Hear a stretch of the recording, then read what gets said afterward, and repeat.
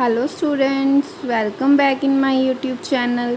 आज का हमारा जो न्यू टॉपिक है वो है सीक्वेंस, है ना। हमने एपी जीपी एचपी सब कर लिए थे।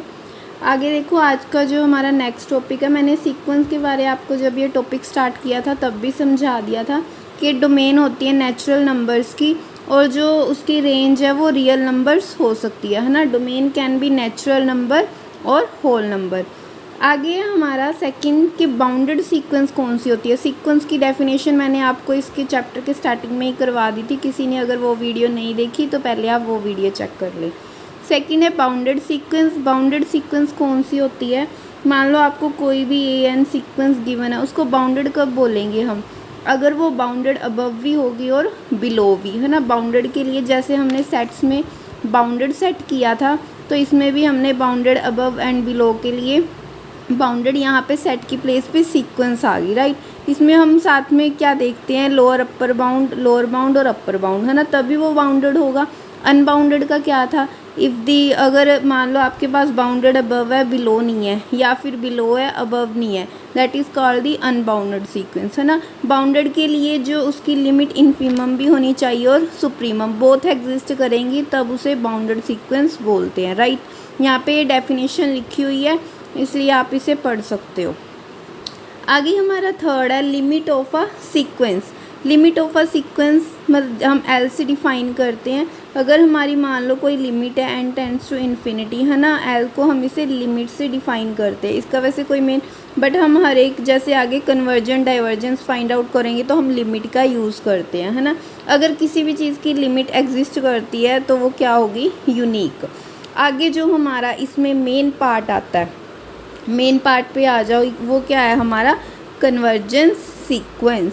सीक्वेंस में मेन कन्वर्जेंस डाइवर्जेंस देखना होता है ना, कि कौन सी सीक्वेंस कन्वर्जेंस है, कौन सी डाइवर्जेंट है, उसे कैसे चेक करना है ना। अब देखो, सबसे पहले कन्वर्जेंट सीक्वेंस।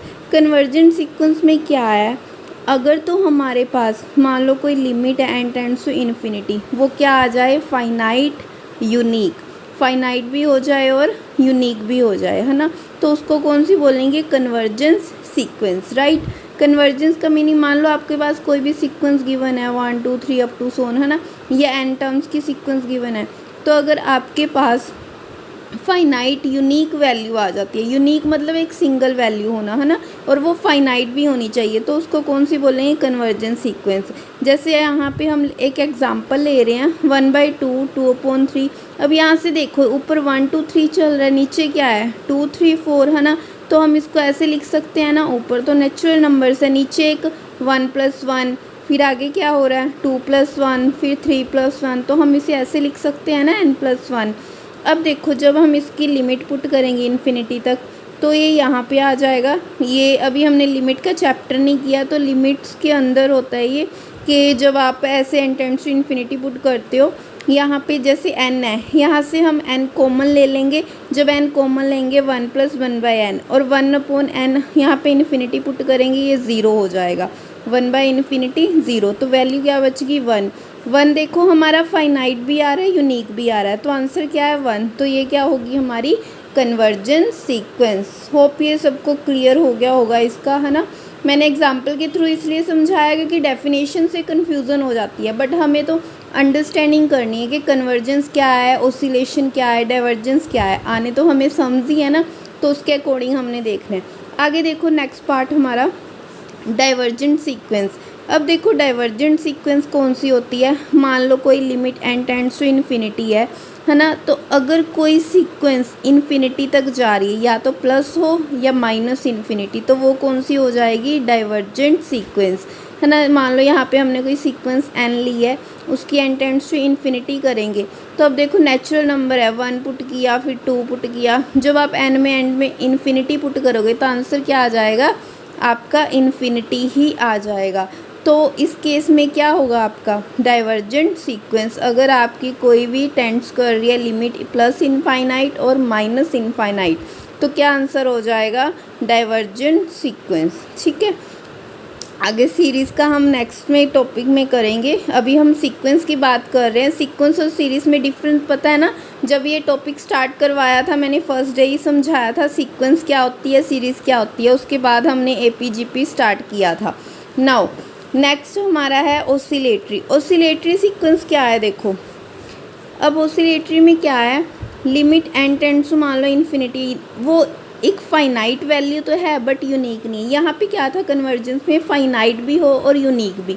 मान लो यहाँ पे आपका 1 आ गया है ना, और एक वैल्यू आ गई -1, ये फाइनाइट तो है बट क्या यूनिक है, नहीं है ना। तो ये ना तो इनफाइनाइट में आ रहा है ना तो कन्वर्जेंस में आ रहा है। जो वैल्यू ना तो आपको कन्वर्जेंस सीक्वेंस दे ना ही डाइवर्जेंस, उसको क्या बोलते हैं हम, oscillatory sequence. Hope it's clear होगा। Which sequence is not convergent and not divergent, that is called the oscillatory sequence, है ना। इसके एग्जांपल यहाँ पे आप देख सकते हो, ये गिवन है, राइट। हाँ जी, तो हम अब ऑसिलेटरी सीक्वेंस के बारे में कर रहे थे। अब देखो ऑसिलेटरी सीक्वेंस फाइनाइट भी हो सकती है और इनफाइनाइट भी हो सकती है, बोथ हो सकती हैं, फाइनाइट एंड इनफाइनाइट, राइट। यहाँ पे लिखा हुआ है इसलिए मैं इसके ऊपर लिख नहीं रही हूँ ताकि आपको ये क्लियर दिख जाए, राइट। अब देखो फाइनाइट कैसे होगी, मान लो आपके पास एक 1 वैल्यू एक -1 है ना, है तो वो फाइनाइट ना, लेकिन वो ऑसिलेटली है ना। तो ऐसे ही अगर इनफाइनाइटली हम कोई वैल्यू देखें, यहाँ पे n की वैल्यू पुट करोगे, यहाँ पे पुट करोगे, तो ये देखो इनफाइनाइट तक जाएगी बट यूनिक भी नहीं होगी और इनफाइनाइट डाइवर्जेंट भी नहीं होगी। तो जो ऑसिलेटरी सीक्वेंस है बाउंडेड हो सकती है -1, क्योंकि हमारा देखो उसमें क्या आ रहा था, एक सेट -1 to 1, राइट। तो ये क्या था हमारा, यूनिक नहीं था तो ऑसिलेटरी हो गया, और लेकिन बाउंडेड तो है ना क्योंकि सुप्रीमम भी है और इन्फीमम भी है, ठीक है। और जो ऑसिलेटरी सीक्वेंस है हमें पता है वो डाइवर्जेंट नहीं होती, ठीक है। तो वो डाइवर्जेंट नहीं है तो ऑसिलेटली फाइनाइटली हो जाएगी, ठीक है। उसके बाद हमने डाइवर्जेंट सीक्वेंस का कर लिया था, ये एक एग्जाम्पल है, आप इसे देख सकते हो, ठीक है। एग्जाम्पल्स में सबको आप पहले कंसेप्ट क्लियर करके उसके बाद हम एक साथ एग्जाम्पल्स कर लेंगे, राइट। आगे देखो हमारा नेक्स्ट है रेंज सेट। रेंज सेट में क्या था, this set of all distinct element of sequence without repetition. अब रेंज सेट क्या होता है, हमारी डोमेन क्या थी, नेचुरल नंबर की। नेचुरल नंबर से जब हम रेंज पे कुछ वैल्यू पुट करते हैं, आउटपुट आते हैं हमारे, है ना, जो कि हमारे रियल नंबर्स में होते हैं, राइट। अब देखो रेंज क्या होगी, जितने भी मान लो हमारे पास जो सीक्वेंस आई थी वो 1 -1 है ना, ऐसे आई थी, फिर से 1 -1, लेकिन रेंज क्या होगी कि all distinct element of sequence. अब इसको सभी को नहीं लेना, मान लो जैसे एग्जांपल गिवन है, यहाँ से आपको क्लियर हो जाएगा, -1n ये सीक्वेंस है। इस सीक्वेंस ये कैसे बन रही है, -1 1 फिर -1 1 है ना, अप टू सोन। अब देखो इसका रेंज क्या होगा, जितने भी डिस्टिंक्ट एलिमेंट है, जैसे हम सेट में करते थे एलिमेंट्स को रिपीट नहीं करते थे, राइट, हमने सेट में किया था, तो ऐसे इसकी रेंज क्या होएगी, जस्ट -1 1, क्योंकि हमने रिपीट नहीं करने एलिमेंट, जो एलिमेंट 1 टाइम लेना है, ओके। तो without repetition is called the range set. Range भी हमारी फाइनाइट भी हो सकती है, इनफाइनाइट भी हो सकती है, बट वो कभी भी नल सेट नहीं हो सकती, ठीक है। या तो फाइनाइट होगी या इनफाइनाइट होगी बट ज़ीरो नहीं हो सकती, राइट। होप ये आपको क्लियर हो गया होगा रेंज सेट का भी पोर्शन। आगे देखो हमारा रेंज के रिगार्डिंग कुछ प्रॉपर्टीज़ हैं, ये मैंने एग्जांपल लिखी है यहाँ पे रेंज सेट की। यहाँ पे देखो फाइनाइट और इनफाइनाइट, फाइनाइट भी हो सकती है और इनफाइनाइट भी हो सकती है ना। तो अब देखो यहाँ पे फाइनाइट रेंज सेट, इसकी यहाँ पे एक एग्जांपल है, यहाँ पे जैसे आपका आंसर -1 1 आ जाएगा तो ये क्या होगी, फाइनाइट, ओके। यहाँ पे रेंज, क्योंकि इसकी वैल्यूज़ क्या क्या आएंगी, -1 फिर 1 आ जाएगा, फिर -1 फिर, क्योंकि यहाँ पे अगर आप n नेचुरल नंबर्स पुट कर रहे हैं, सीक्वेंस क्या होती है, नेचुरल नंबर की डोमेन, यहाँ पे नेचुरल नंबर पुट करो 1 2 3 कुछ भी पुट करते जाओ तो आंसर आपका यही आना है, क्योंकि यहाँ पे क्या है, कॉन्स्टेंट वैल्यू है, राइट। तो ये क्या हो गया हमारा फाइनाइट। अब इनफाइनाइट में देखो, इनफाइनाइट में हमने मान लो एक सीक्वेंस लिया है 1/n, अब ये नीचे डिनोमिनेटर में n, तो अब इसमें देखो ये वाली वैल्यूज़ चल रही हैं 1 1/2 1/3। अब ये तो all elements are distinct, range क्या था हमारा, डिस्टिंक्ट एलिमेंट्स, राइट। तो अगर डिस्टिंक्ट एलिमेंट्स की रेंज, तो यहाँ पे क्या हो जाएंगे, सभी नेचुरल नंबर तो 1/n, और n किसको बिलोंग करे, नेचुरल नंबर को, ये हमारी इनफाइनाइट रेंज हो जाएगी।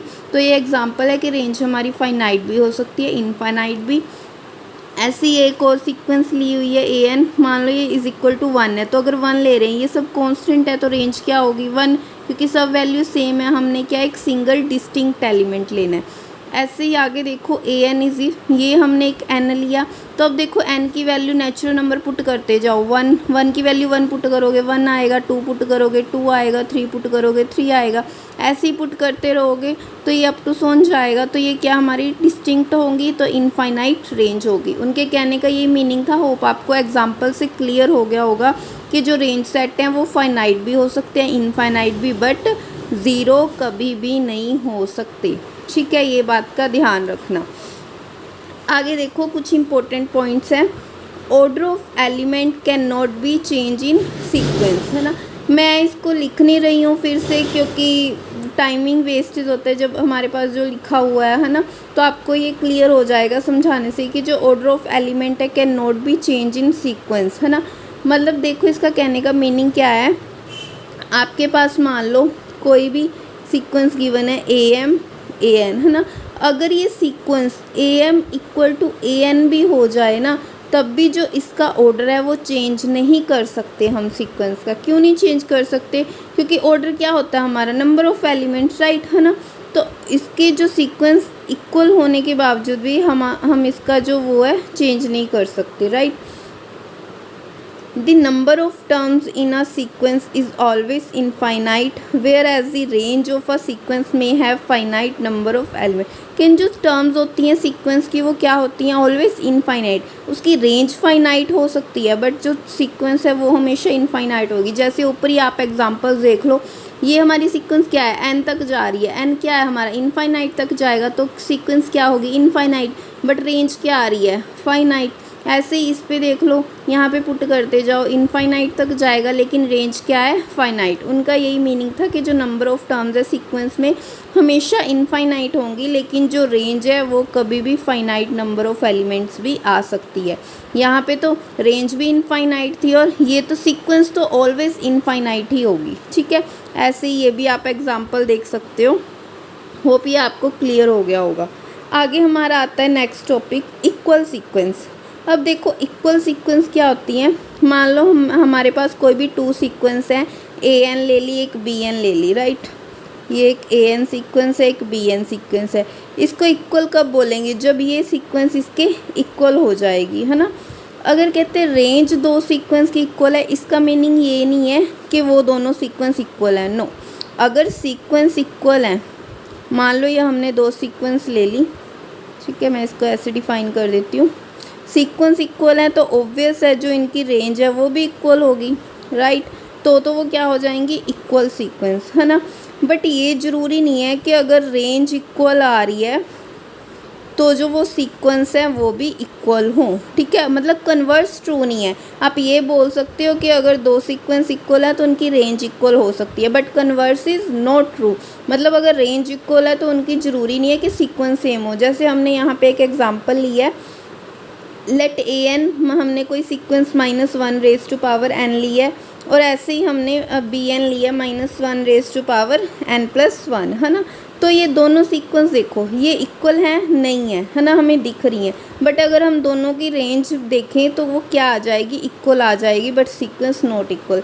रेंज कैसे इक्वल आ जाएगी, यहाँ पे देखो जैसे हम -1 रेज़ टू पावर n है, यहाँ पे हम वैल्यूज़ पुट करेंगे तो क्या क्या सीक्वेंस बन जाएगी, -1 की 1 पुट करेंगे, फिर 1, फिर -1, फिर 1, ऐसे चलता रहेगा, राइट। तो अब देखो, अब सेकंड सीक्वेंस ले लो। सेकंड में क्या है, -1 रेज़ टू पावर n+1। इसमें यहाँ पे 1 पुट करोगे क्या आ जाएगा, -1 की स्क्वायर 1, और फिर से 2 पुट करोगे, फिर -1। अब ये देखो ना, यहाँ पे भी क्या है, रेंज, हमारी रेंज क्या आ गई, 1 -1। यहाँ पे रेंज क्या आ गई, 1 -1। तो यहाँ से कंक्लूजन क्या निकल रहा है कि if the range of AN and BN are equal, that does not means कि सीक्वेंस भी इक्वल होगी। यहाँ पे देखो रेंज तो इक्वल आ गई, बट सीक्वेंस हमारी ये भी अलग है, ये भी अलग है। होप ये जितना भी आपको कराया क्लियर हो गया होगा। प्लीज़ अपना फीडबैक कमेंट सेक्शन में दे देना जिसको जहाँ पे नहीं समझ आया।